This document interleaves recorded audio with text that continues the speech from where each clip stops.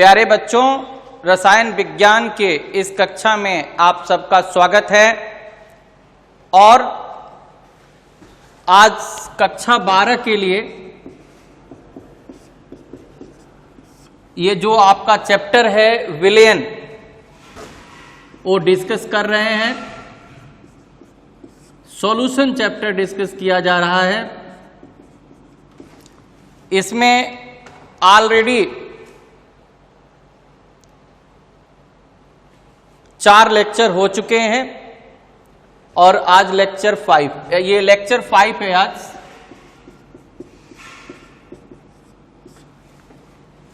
इसमें सबसे पहले जो फर्स्ट लेक्चर था जिसमें हम विलयन की क्या परिभाषा होती है, विलयन के कितने घटक होते हैं, विलयन कितने प्रकार का होता है, 9 प्रकार का जैसे चर्चा किए थे काफी विस्तृत रूप में। उसके बाद नेक्स्ट लेक्चर में हमने ये डिस्कस किया था कि प्रतिशत सांद्रता पीपीटी में, पीपीएम, पीपीबी। इसके बाद जो 4th लेक्चर था उसमें हमने बड़े डिटेल्स में मूल प्रभाज एवं भार प्रतिशतता में संबंध और बहुत सारे आंकिक प्रश्न करा चुके हैं। आज का जो आपका ये टॉपिक है, अभी जो लेक्चर 4 था उसमें हम बता रहे थे, जो लेक्चर 4 में ये विलयन की सांद्रता, ये विलयन की सांद्रता डिस्कस कर रहे थे विभिन्न प्रकार के मात्रकों के आधार पर, जिसमें पहले था ये ग्राम प्रति लीटर सांद्रता, strength of solution, concentration in gram per litre भी कहते हैं, concentration in gram per litre, जिसको C से डिनोट करते हैं। इसके बाद हम बताए थे मोल प्रति लीटर सांद्रता, मोल प्रति लीटर सांद्रता या मोलर सांद्रता, मोलर सांद्रता जिसको मोलर कंसंट्रेशन कहते हैं, या मोलरता। मोलरता को इंग्लिश में क्या कहते हैं? मोलेरिटी, मोलेरिटी इसको बोलते हैं। इसको कैपिटल लेटर में M से डिनोट करते हैं। और तीसरा क्या हम बताए थे? तीसरा था मोल प्रति केजी, किलोग्राम सांद्रता या मोलल सांद्रता या मोललता। मोललता को इंग्लिश में मोलेलिटी कहते हैं, जिसको स्मॉल m से डिनोट करते हैं। और जो चौथा था वो नॉर्मलता, नॉर्मेलिटी, जिसको कैपिटल लेटर में N से डिनोट करते हैं। तो लेक्चर जो 4 था मेरा, उसमें ये ऊपर का 3 डिस्कस किया जा चुका है, जिसकी परिभाषा, इस पर आधारित सूत्र तथा कई आंकिक प्रश्न को भी हम हल कराए थे। और आपको होमवर्क दिया गया था कि जो आपकी किताब के जो प्रश्न हैं, चाहे वो उदाहरण का हो या इन टेक्स्ट का हो या एक्सरसाइज, जो अभ्यास के प्रश्न हैं, जो इस पर आधारित जो प्रश्न है उसको खोज करके और आप लोगों को हल करना है। अब देखिए, नॉर्मलता जो ये टॉपिक है, तो ये डायरेक्टली इसका परिभाषा तो नहीं दिया गया है ये आपकी किताबों में, या जैसे आईसीएसई बोर्ड में दिया है, सीबीएसई एनसीईआरटी में नहीं दिया, लेकिन इस पे न्यूमेरिकल दिया हुआ है। अगर इस कंसेप्ट को आप नहीं समझेंगे तो ये जो विलेन की सांद्रता है अपूर्ण हो जाएगी, और फिर अगर न्यूमेरिकल आएगा तो फिर आप कहेंगे कि सर हमको तो नहीं आ रहा है ये प्रश्न, तो फिर बताना ही पड़ेगा हमको। तो चूंकि ये तीनों डिस्कस हुआ है और इसी से संबंधित नॉर्मलता है, तो आज का इस लेक्चर में आज हम नॉर्मलता डिस्कस करेंगे, क्योंकि ऊपर का 3 ऑलरेडी हमने लेक्चर, ये जो 4 था, लेक्चर 4 में ये डिस्कस किया जा चुका है। तो आज एक वेरी इंपॉर्टेंट जो आपका टॉपिक है नॉर्मलता, वो डिस्कस करेंगे। तो सबसे पहले तो आपको समझना है कि नॉर्मलता क्या है। अब जैसे आप मोलरता समझे थे कि एकांक आयतन के विलयन में या 1 लीटर आयतन के विलयन में, जो कह लीजिए बात वही है, पदार्थ के मोलों की संख्या विलयन की मोलरता कहलाती है। उसी तरह से आप नॉर्मलता की परिभाषा कैसे देंगे, नॉर्मलता को किस प्रकार परिभाषित करेंगे।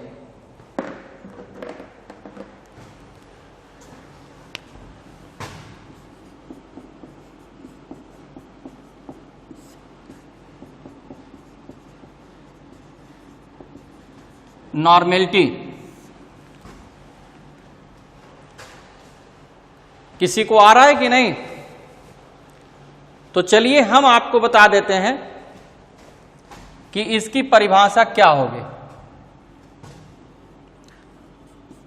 तो इसकी परिभाषा आप इस तरह से लिख सकते हैं, एकांक आयतन, एकांक आयतन माने 1 लीटर आयतन, एकांक आयतन के विलयन में उपस्थित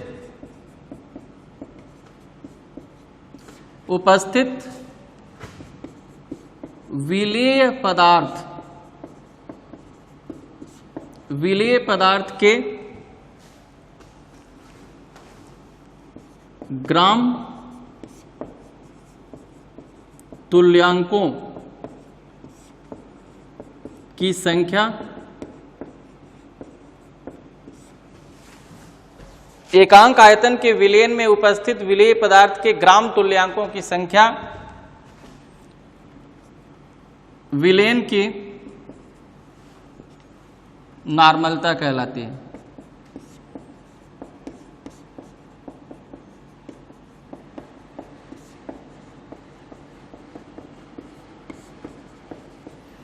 तो समझने की बात यह है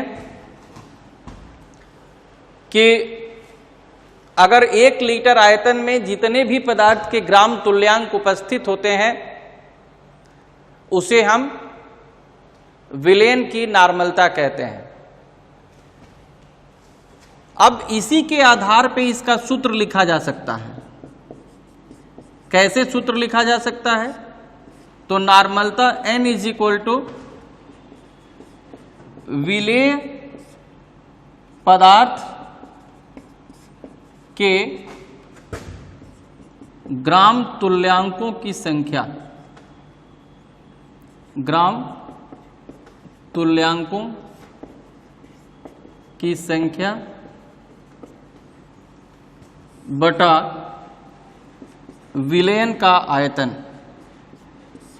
विलयन का आयतन लीटर में। अब अगर हम इसको संकेत के रूप में लिखें तो नॉर्मलता को n लिख दिए और यहां पे विलेय के ग्राम तुल्यांकों की संख्या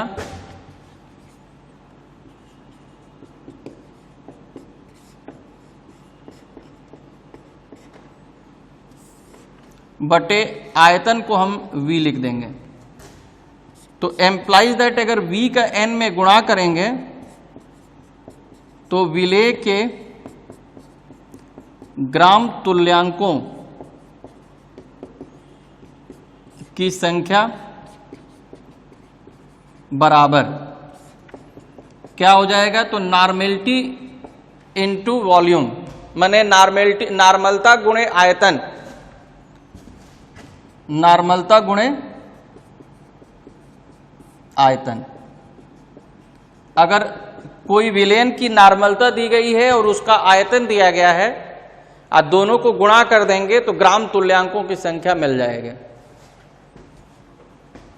अब देखिए, अब जैसे मान लीजिए कि ये आयतन जो है लीटर में है, और अगर आपको ये इसको ml में अगर लेंगे तो विलेन का जो आयतन है ये अगर ml में लेंगे तो यहां पर मिली तुल्यांकों की संख्या हो जाएगी, मिली तुल्यांकों की संख्या बटे विलेन का आयतन ml में। ये आयतन पूरा लिख सकते हैं।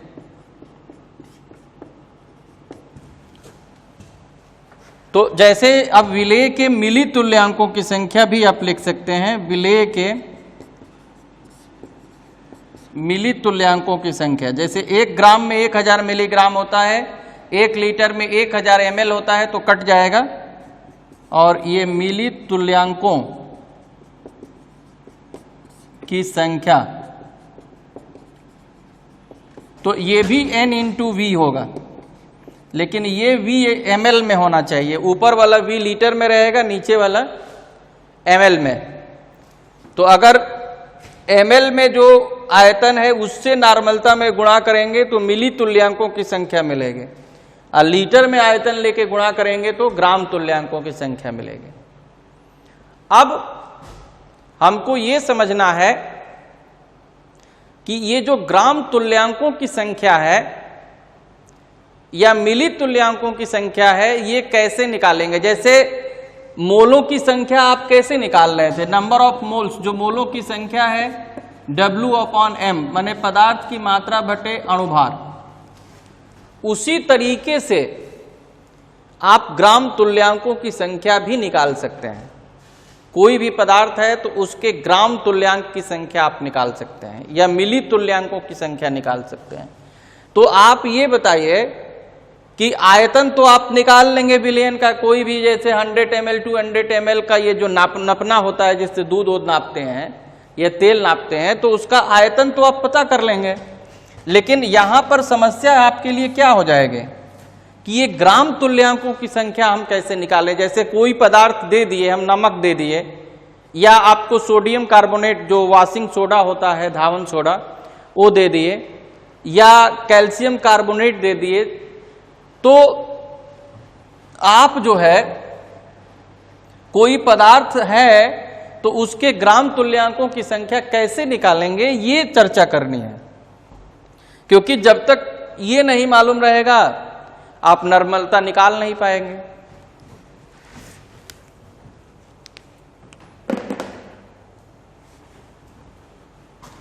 तो आइए उसको समझते हैं।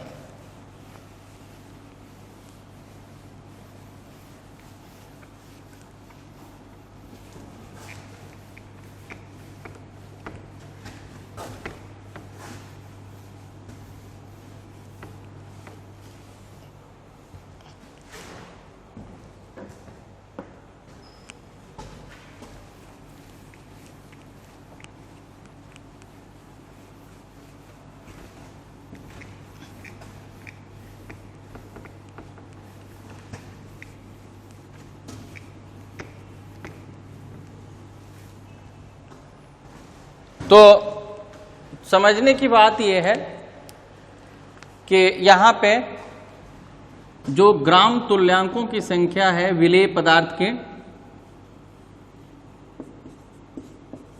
विलेय पदार्थ के ग्राम तुल्यांकों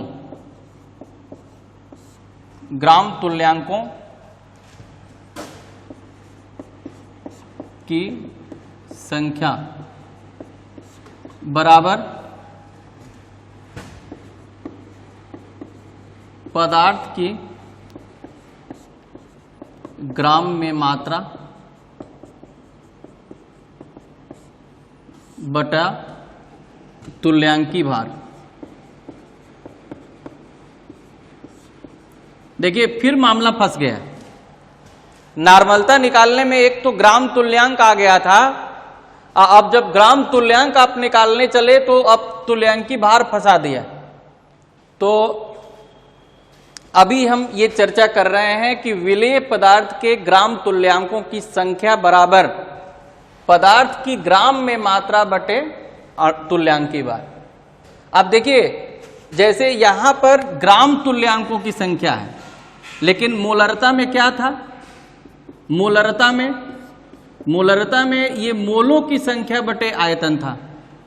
तो मोलों की संख्या कैसे निकालते हैं? W/m, माने पदार्थ की मात्रा बटे अणुभार। यहां पर अणुभार था और नॉर्मलता में ये जो ग्राम तुल्यांकों की संख्या निकालनी है, इसमें क्या है? पदार्थ की ग्राम में मात्रा बटे तुल्यांकी भार है। अगर आप मोलों की संख्या विलेय के मोलों की संख्या अगर निकालेंगे, मोलों की संख्या, तो विलेय की मोलों की संख्या ये n इज इक्वल टू क्या हो जाएगा? पदार्थ की मात्रा। देखिए इसमें भी ऊपर पदार्थ की मात्रा है और नीचे लेकिन अणुभार रहेगा, अणुभार। अब अगर मोलों की संख्या निकालना है तो ये अणुभार है, और ग्राम तुल्यांकों की संख्या निकालना है तो नीचे तुल्यांकी भार है। तो तुल्यांकी भार कैसे निकालते हैं? अब तो समस्या ये है, मेन प्रॉब्लम ये तुल्यांकी भार में है कि तुल्यांकी भार कैसे निकालेंगे, क्योंकि अणुभार निकालना तो हम ऑलरेडी आपको बताए थे। अब तुल्यांकी भार कैसे निकालेंगे? तो तुल्यांकी भार को E से डिनोट करते हैं, E से, और तुल्यांकी भार बराबर होता है अणुभार बटे n फैक्टर, या कहीं कहीं ये x फैक्टर भी दिया हुआ है। अब देखिए, अब फिर प्रॉब्लम फंस गया। अब तुल्यांकी भार हम निकालने चले थे, अणुभार तो हम निकाल लेंगे, लेकिन ये n फैक्टर फिर आ गया। नॉर्मलता निकालने चले थे तो ग्राम तुल्यांकों की संख्या आ गई थी, ग्राम तुल्यांकों की संख्या निकालने चले थे तो तुल्यांकी भार आ गया था, और तुल्यांकी भार निकालने चले तो ये n फैक्टर आ गया।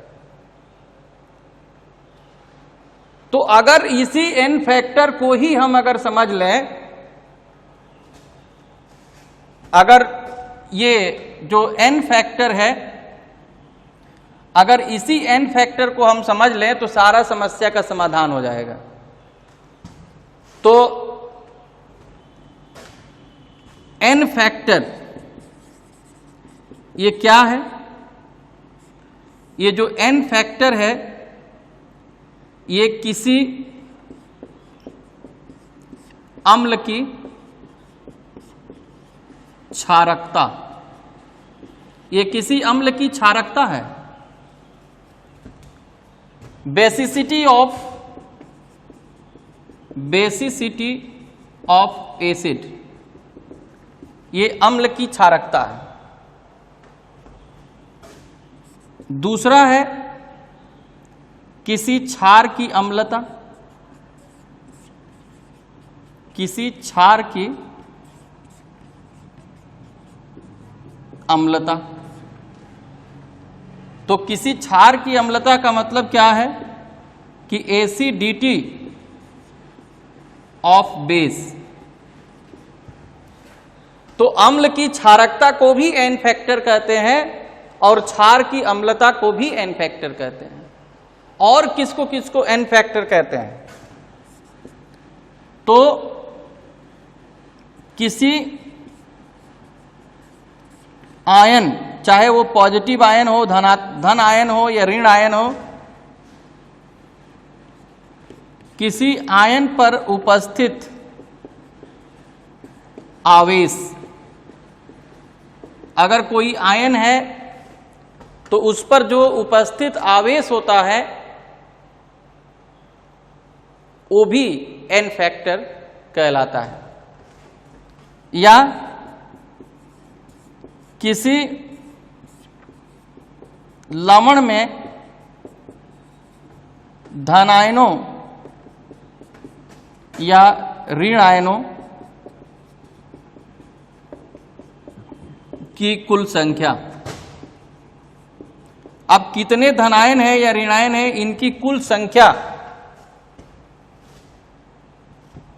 और क्या होता है एन फैक्टर? तो एन फैक्टर जो होता है किसी रासायनिक अभिक्रिया में, रासायनिक अभिक्रिया में ऑक्सीकरण संख्या में परिवर्तन।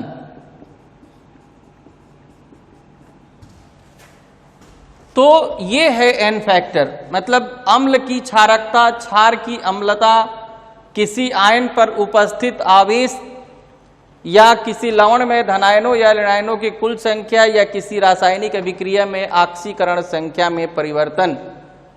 तो ये होता है एन फैक्टर। और एन फैक्टर को बढ़िया से अगर आप समझ लिए तो बहुत ही आसान है। अगर एन फैक्टर आप देख के पता कर सकते हैं किसी भी अम्ल का, क्षार का, आयन का, लवण का, ये मेन समझना है। अगर आप समझ लिए तो एन फैक्टर कोई बहुत कठिन चीज नहीं है। और अणुभार से भाग दे दिए तो तुल्यांकी भार मिल गया, मात्रा में भाग दे दिए तो ग्राम तुल्यांकों की संख्या मिल गई, ग्राम तुल्यांकों की संख्या में आयतन से भाग दे दिए तो नॉर्मलता मिल गई। तो नॉर्मलता निकालना कितना आसान है।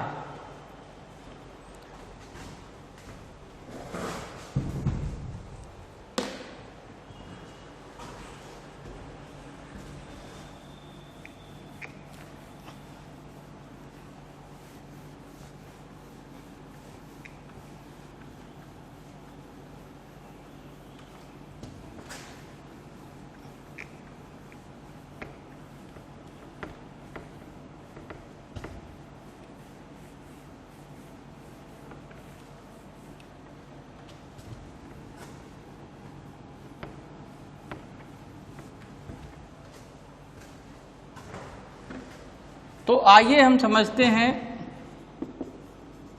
एन फैक्टर की गणना। तो पहला हो गया अम्ल के लिए।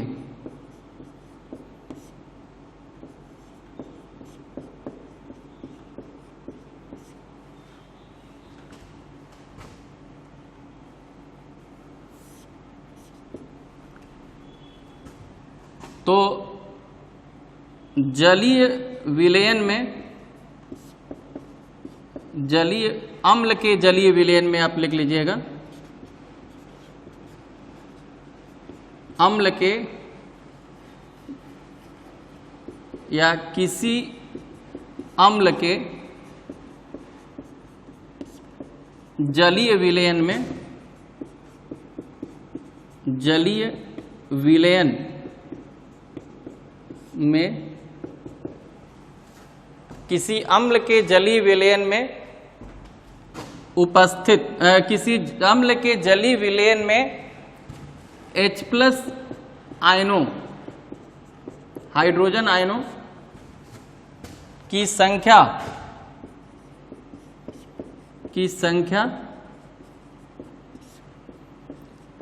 अम्ल की क्षारकता, अम्ल की क्षारकता n फैक्टर कहलाता है। तो कोई अम्ल है और उसमें अगर वाटर में उसको जल में मिला दिए तो जितने H+ आयनों की संख्या होगी वही अम्ल की क्षारकता कहलाती है। अब देखिए, जैसे ये कुछ अम्ल उदाहरण में हम ले लेते हैं। ये अम्ल हो गया और ये क्षारकता n फैक्टर, ये n फैक्टर।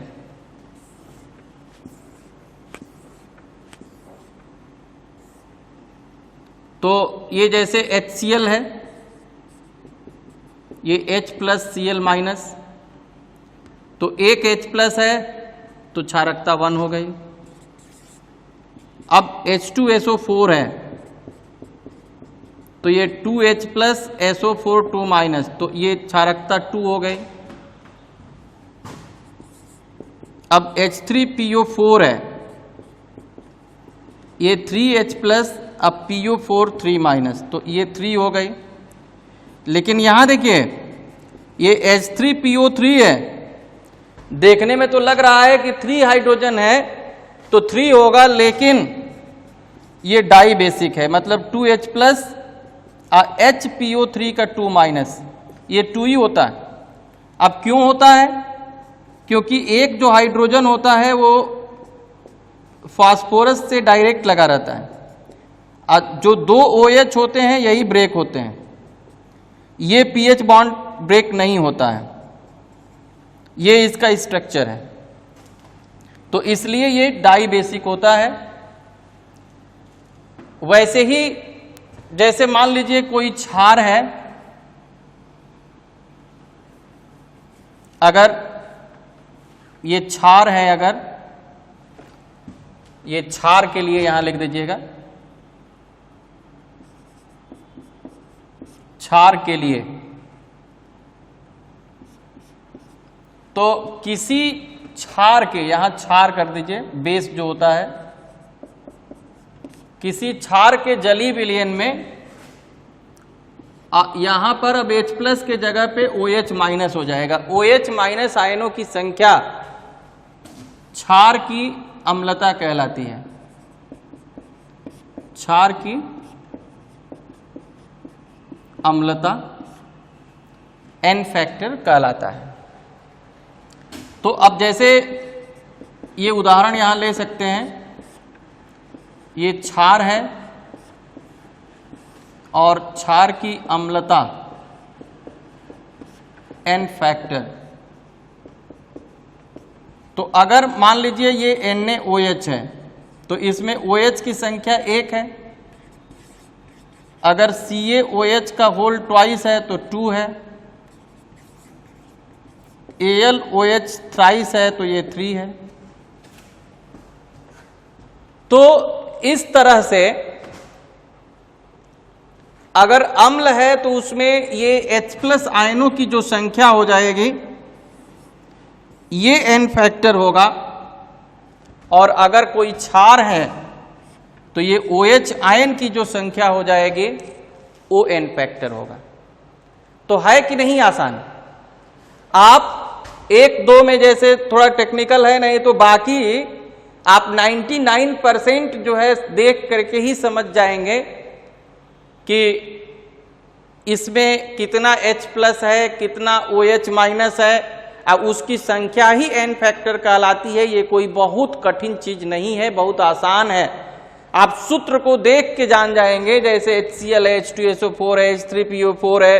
अब जैसे HNO3 रहेगा तो एक हाइड्रोजन है, ये अम्ल है, नाइट्रिक अम्ल है, एक हाइड्रोजन है तो n फैक्टर इसका 1 हो जाएगा। जैसे अब देखिए CH3COOH है तो हाइड्रोजन तो इसमें 4 है, लेकिन इसका डिसोसिएशन होता है ऐसे, तो एक H+ निकलता है, तो ये इसका n फैक्टर ये 1 ही होगा। तो यही समझना है, अगर आप इन बात को समझ गए तो n फैक्टर बहुत आसान है। अब हम बात करते हैं, ये अम्ल हो गया, क्षार हो गया, अब लवण की बात कर लेते हैं। जो साल्ट होता है साल्ट।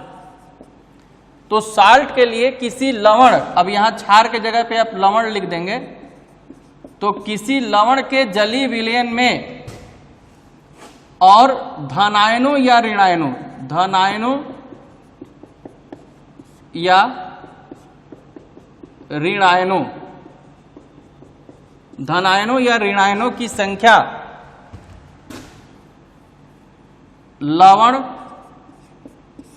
का n फैक्टर कहलाता है। तो किसी भी लवण को अगर जल में आप घोल दिए तो जितने धनायन होंगे उतने ही ऋणायन होते हैं, इसीलिए या कहा गया है। यहां धनायनों या ऋणायनों माने जितने धनायन होंगे उतने ही ऋणायन होंगे लवण में।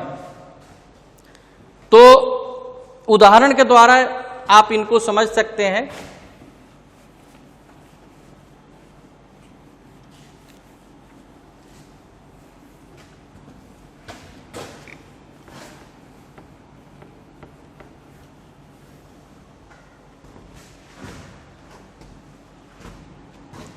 जैसे ये मान लीजिए लवण है, ये NaCl, अब ब्रेक होगा तो Na प्लस Cl माइनस होगा। या जैसे ये Na2SO4 है तो ये 2Na प्लस SO4 2 माइनस, या फिर ये AlCl3 है तो Al3 plus plus 3Cl minus. तो n फैक्टर, ये n फैक्टर जो है ये धनायनों की संख्या 1 है तो 1 हो जाएगा। यहां धनायनों की संख्या 2 है, देखिए ये Na प्लस यहां पे 2 है, कोफिशिएंट 2 है कि नहीं है। लेकिन अब यहां पे जो चार्ज है, यहां जैसे कि Na प्लस है तो ये एक ही हो गया, लेकिन 2Na प्लस है तो 2 कहा जाएगा, ये चार्ज प्लस 2 हो जाएगा। यहां पे ये प्लस 3 है, n फैक्टर ये 3 है।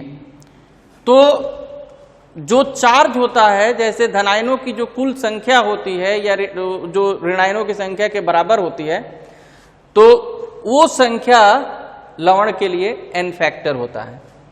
और चौथा आपको बताए थे कि मान लीजिए कोई आयन है और इस पर जो आवेश है वही n फैक्टर होता है। अब ये Na प्लस है तो 1 हो जाएगा, Ca के ऊपर 2 प्लस है तो 2 हो जाएगा, Al के ऊपर अगर 3 प्लस है तो प्लस 3 हो जाएगा, Cu के ऊपर 2 प्लस है तो 2 हो जाएगा, Sn के ऊपर अगर 4 प्लस है तो ये 4 हो जाएगा। तो इस तरह से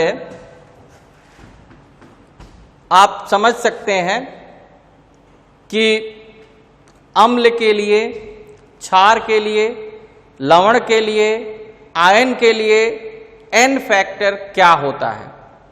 और n फैक्टर अगर आपको ये क्लियर हो गया तो फिर अणुभार में आप भाग दे देंगे।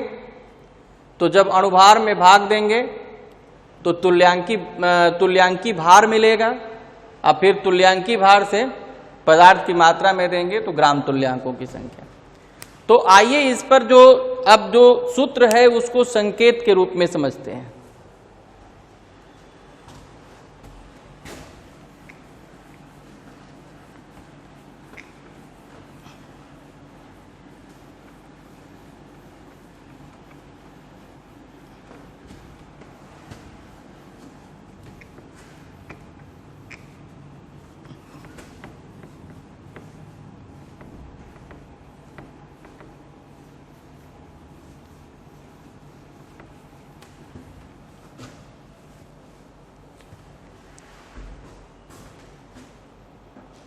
तो ये जैसे बता रहे थे हम कि तुल्यांकी भार, तो तुल्यांकी भार को हम E से डिनोट करते हैं और ये होता है अणुभार बटे n फैक्टर। तो अणुभार को हम स्मॉल m से भी लिखते हैं, तो अगर संकेत के रूप में सूत्र लिखें तो E is equal to m upon n factor हो जाएगा। अब दूसरा यह है कि ग्राम तुल्यांकों की संख्या, ग्राम तुल्यांकों की संख्या, तो ये हम लिखे थे पदार्थ की मात्रा, पदार्थ की मात्रा बटे तुल्यांकी भार। तो क्या होगा, पदार्थ की मात्रा को किससे डिनोट करते हैं भाई, वेट, वेट का पहला लेटर ले लेंगे तो ये W हो जाएगा, तो W अपॉन E, और ये W अपॉन E हो गया। अब नॉर्मलता, तो नॉर्मलता जो कैपिटल N है ये हो जाएगा ग्राम तुल्यांकों की संख्या, ग्राम तुल्यांकों की संख्या बटा विलयन का आयतन लीटर में, विलयन का आयतन लीटर में। तो यहां पे जैसे n इज इक्वल टू ग्राम तुल्यांकों की संख्या के जगह पे आप W अपॉन E रख दीजिए, W अपॉन E, अब विलयन के आयतन के जगह पे V। तो देखिए एक फॉर्मूला ये बन गया, ये शार्ट में n is equal to W, n is equal to W upon E into V, ठीक है। तो ये W क्या है, W विलेय की जो मात्रा है, जो विलेय पदार्थ है, ये विलेय की ग्राम में मात्रा है, ग्राम में मात्रा, और E तुल्यांकी भार है, V विलयन का आयतन है। चर्चा की तुल्यांकी भार E इज इक्वल टू अणुभार अपॉन n फैक्टर। तो अणुभार, तुल्यांकी भार को हम किससे प्रदर्शित करते हैं, तुल्यांकी भार को हम E से प्रदर्शित करते हैं कैपिटल लेटर में, और अणुभार को किससे करते हैं, M से, और n फैक्टर। तो अगर इसको संकेत के रूप में इसी सूत्र को लिखें तो अणुभार, ये तुल्यांकी भार E, अणुभार M, n factor, E is equal to m upon n factor हो गया। अब ग्राम तुल्यांकों की संख्या बराबर क्या होती है, तो विलेय पदार्थ की मात्रा बटे तुल्यांकी भार। अब मात्रा को किससे डिनोट करते हैं, ये W से, माने मात्रा को W से और तुल्यांकी भार को E से, तो ये W अपॉन E हो गया। अब नॉर्मलता जो होती है, नॉर्मलता n इज इक्वल टू ग्राम तुल्यांकों की संख्या बटे विलयन का आयतन लीटर में। तो ग्राम तुल्यांकों की संख्या, अब ग्राम तुल्यांकों की संख्या के जगह पे हम क्या रख देंगे, ये रख देंगे W बाई E। तो इसके जगह पे ये W बाई E रख दिए। अब विलयन का आयतन क्या है, ये V है, तो n is equal to W upon E into V हो गया। नॉर्मलता बराबर W upon E into V, ये एक फॉर्मूला बन गया। अब क्या करेंगे कि हमको मालूम है कि E is equal to m upon n factor होता है, तो अगर ये फार्मूला 1 में अगर हम रख दें तो एक दूसरा फार्मूला बन जाएगा, n is equal to, W तो रहेगा ही अपने जगह पे, लेकिन E की जगह पे m अपॉन n फैक्टर कर देंगे, तो ये क्या हो जाएगा, n फैक्टर ऊपर चला जाएगा। अब W upon m into V, इसके जगह पे क्या लिख देंगे, इसके जगह पे मोलरिटी m लिख देंगे, जो कल बताए थे लेक्चर जो 4 था। W upon m into V, ये जो m है मोलरिटी है, ये W upon m into V। तो एक ये फॉर्मूला हो गया। अब समझिए, अगर ये मोलरिटी दिया है, अब n फैक्टर से मल्टीप्लाई कर देंगे तो नॉर्मेलिटी निकल जाएगा। या अगर मोलरिटी आपको निकालना है तो ये n/n फैक्टर कर देंगे। और देखिए कल आपको एक चीज और बताए थे, इससे फॉर्मूला 4 बन सकता है, concentration in gram per litre, gram per litre प्रति लीटर सांद्रता।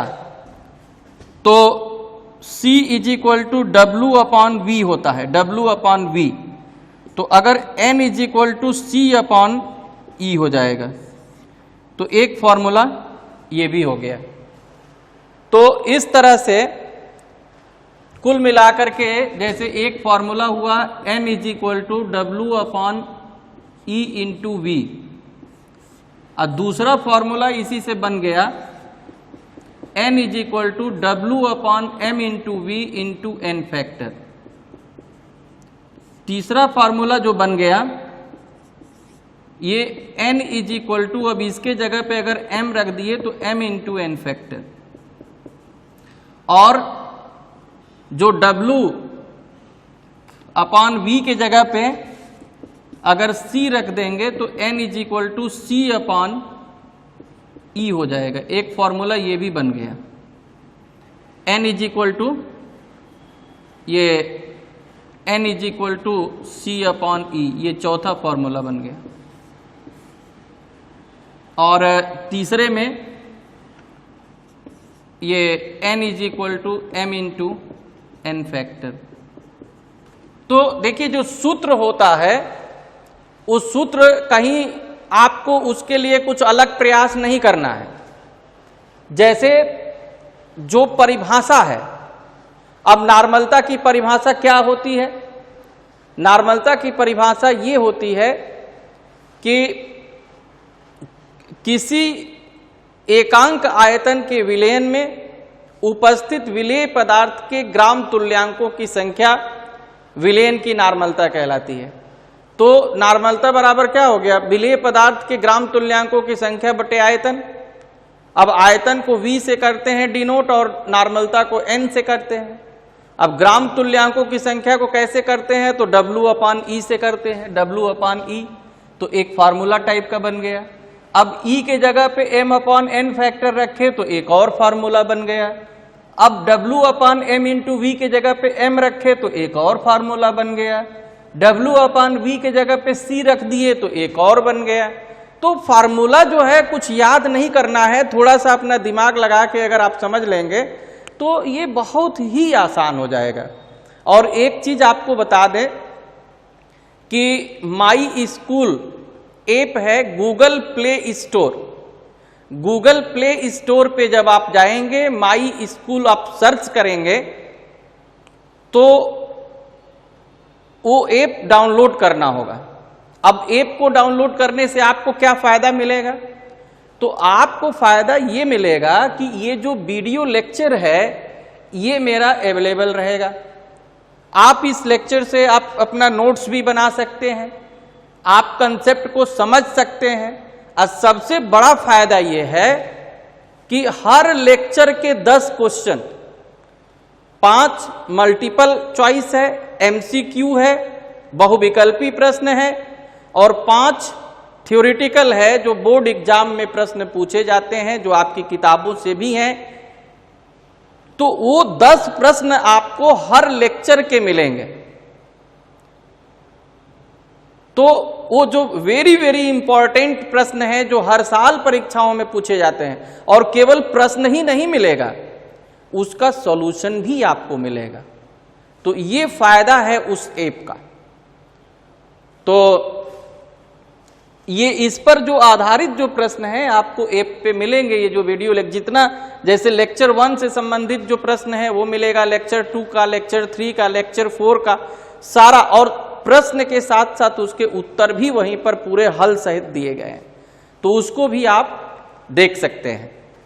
तो ये काफी इंपॉर्टेंट कंसेप्ट था। और लेक्चर जो मेरा 6 होगा, ये तो 5th है, लेक्चर 6 जो होगा तो उसमें इस पर आधारित नॉर्मलता पर आधारित न्यूमेरिकल हम लोग जो आंकिक प्रश्न हैं उस पर डिस्कस करेंगे, और जो नॉर्मेलिटी इक्वेशन, नॉर्मलता समीकरण है, तनुता नियम है, इसकी भी चर्चा करेंगे। तो आज बस इतना ही। आप सबको बहुत बहुत धन्यवाद। Thank you.